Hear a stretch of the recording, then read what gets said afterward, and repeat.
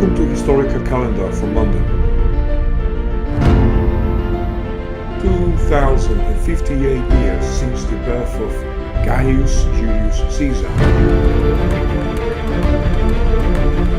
This neat way of presenting information.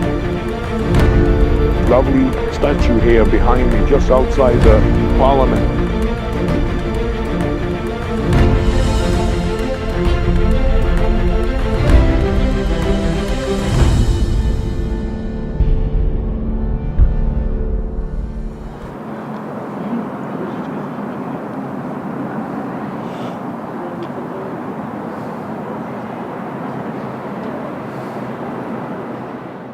Good afternoon. This is Historica Calendar from Westminster in London, a weekly video podcast for history lovers, publishers and editors who use history for their everyday projects and various other endeavors.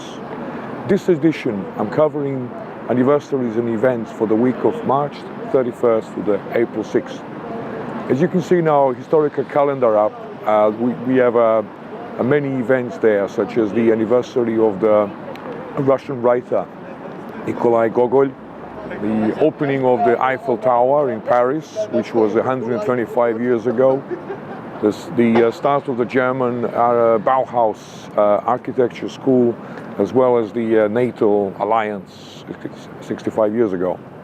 Now, there's one particular event which I would like to highlight for this week, and that's 815 years anniversary since the death of the Richard I of England, or he was also known as Richard de Lionheart, or in French, Coeur de Lion, and the Arabs called him as Malek al-Inqatar, which means Richard of England.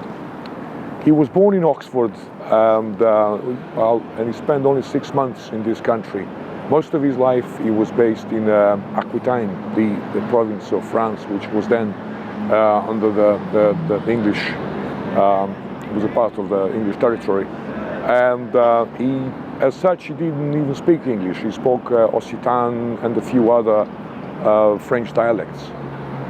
And he was one of a few courageous, valiant kings we have in English history, and as such, he's well remembered. In other words, he walked the talk. He fought in the battles. He was a knight, and hence, the English public sponsored the build of this lovely statue here behind me, just outside the Parliament.